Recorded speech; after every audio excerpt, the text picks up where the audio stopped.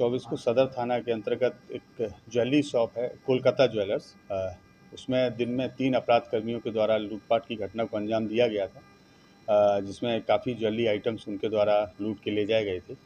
इसी घटना के आलोक में एक एसआईटी बनाई गई थी, जो सिटी एसपी उनके नेतृत्व में बनाई गई थी, और डीएसपी टाउन 2 और एसपी टाउन और हम लोगों की जो डीआईयू की टीम है और सदर थाने की टीम इसमें लगातार होमवर्क कर रही थी।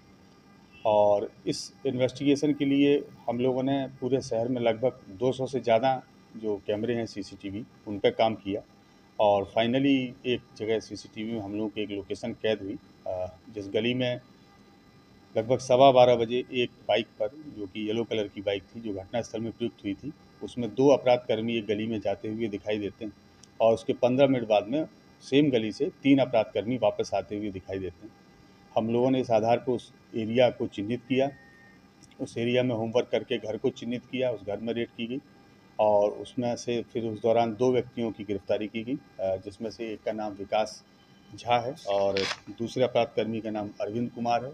इन लोगों से पूछताछ के दौरान इन लोगों ने अपनी संलिप्तता को स्वीकार किया, और इस घटना में जो अन्य 3 अपराधकर्मी थे जो घटनास्थल पर आए थे उनके बारे में जानकारी दी।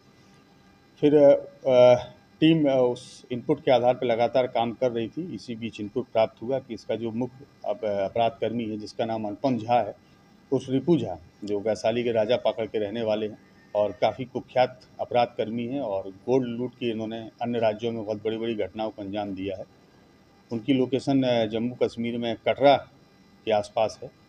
टीम वहाँ गई, कटरा के पास से इनको डिटेन किया गया और पूछताछ के लिए वहाँ से लाया गया। रास्ते में इनसे इंटरोगेशन हुआ।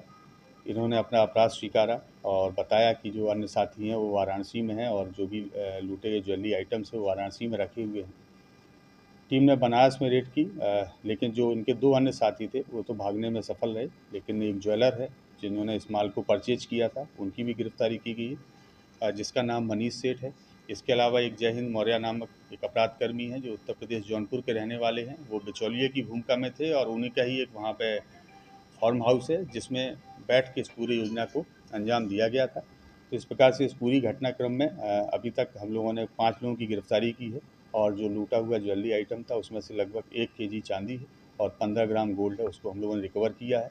2 अपराधकर्मी इसमें अभी भी फरार हैं, जिनकी गिरफ्तारी के लिए हम लोग प्रयास कर रहे हैं।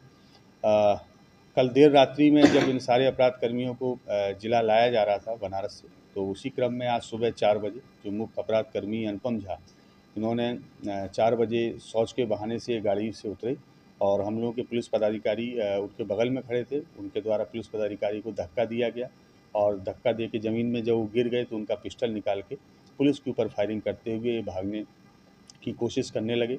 लगभग 8 राउंड गोली उनके द्वारा चलाई गई, जिसमें से 2 बुलेट्स हम लोगों की जो गाड़ी है उसके ऊपर लगे हैं। पुलिस के द्वारा भी आत्मरक्षा नियंत्रित फायरिंग की गई चेतावनी देके, जिसमें से 2 गोली अपराधकर्मी अनुपम झा के पैर में लगी हैं, वो अभी इलाजरत हैं। जम्मू कश्मीर से कहीं और भागने के प्रयास में थे नहीं, जम्मू कश्मीर वो एक्चुअली गए थे एक धार्मिक प्रयोजन से, एक धार्मिक उद्देश्य से वहाँ दर्शन करने गए थे माता वैष्णो देवी के, और जब वहाँ से वो नीचे उतर रहे थे उस समय पुलिस के द्वारा इनको डिटेन किया गया है, और इस टीम ने बहुत अच्छा कार्य किया है और बड़ा सराहनीय कार्य किया है, और एक कुख्यात अपराधकर्मी की गिरफ्तारी भी की है।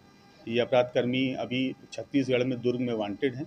2023 में इनकी गिरफ्तारी वहाँ पे एक ज्वेलरी लूटकांड हुआ था।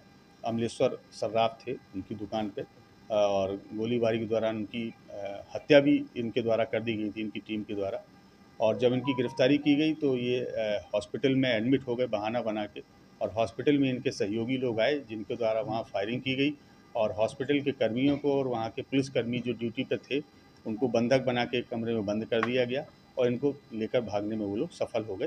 तो जो दुर्ग की टीम है वो भी शीघ्र यहाँ पहुँच रही है, और जो केस में वांटेड हैं उसमें वो लोग इनको रिमांड पे लेंगे। लगातार अपराधियों को पैर में गोली मारी जा रही है। देखिए, अपराधी अगर भागता है या और जब भागने के क्रम में पुलिस के ऊपर फायरिंग करता है तो पुलिस आत्मनियंत्रित आत्मरक्षा गोली चलाती है, और हम लोगों को ट्रेनिंग इस चीज़ की दी जाती है कि अगर जब भी कभी फायरिंग करनी है तो वैसे पार्ट पे की जाए जिससे कम से कम इंजरी हो, और इसीलिए पैर को ही टारगेट किया जाता है। इन लोगों का लोकल कनेक्शन भी है क्या?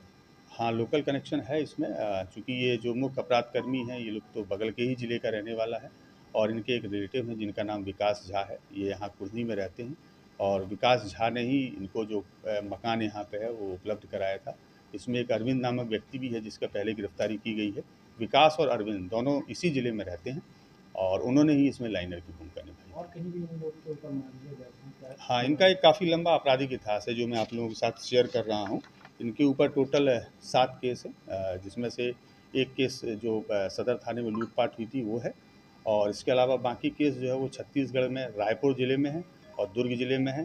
रायपुर में भी एक बार जब इनको एक केस के लिए पेशी के लिए ले जाया जा रहा था कोर्ट में, तो वहाँ भी ये न्यायालय से भागने में सफल हुए थे। और ये टीम ने काफ़ी अच्छा कार्य किया है, इसलिए टीम को आप लोगों के समक्ष ही 31,000 रुपये से मैं पुरस्कृत भी कर रहा हूँ।